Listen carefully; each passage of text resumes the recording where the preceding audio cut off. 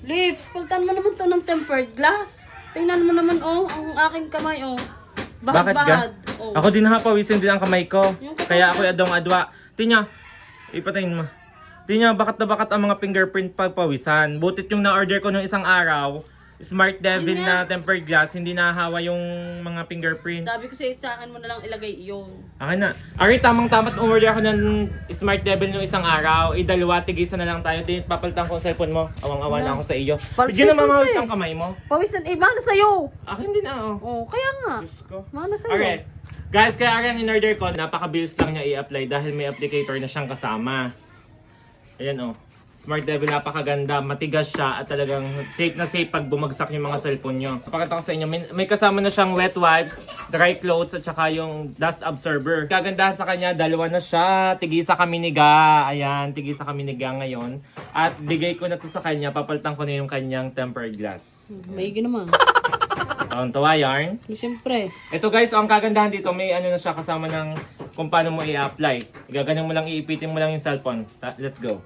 Tatanggalin ko na nga pala yung tempered glass niga na pag pawis ang kamay mo, bakat na bakat. Ayan. Ayan. Tingnan nyo, bakat na bakat oh, ang kamay. Kasi Hello Basket sa mga gusto dyan magpalit ng pang mabilisan kahit nasa biyahe, pwedeng magpalit. At dahil nga, napaka easy to basic na. Next ay dry clothes. Yan. So ayan guys, after natin malinis yung screen niya gamit yung basang cleaning wipes at saka itong dry clothes, tataob na natin siya dito. Ganyan lang mag-apply din. Pag naitaob mo na, nasa ilalim yung tempered glass, itatakpan na natin siya kasi napakabilis lang yan. Then hihigitin lang natin siya pa ilalim. Yan, wait lang natin yung result guys.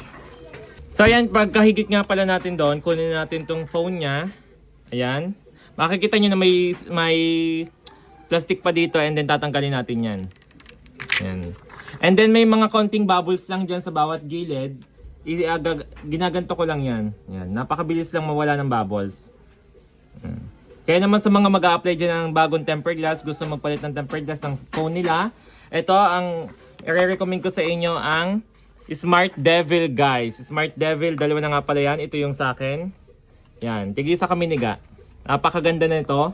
Kaya naman, sobrang dali lang talaga niyang ikabit gamit tong Smart Pull Box. Ayan, napakadali lang. Gaganan lang natin and then pull. Ayan, okay, meron na siyang tempered glass, diba?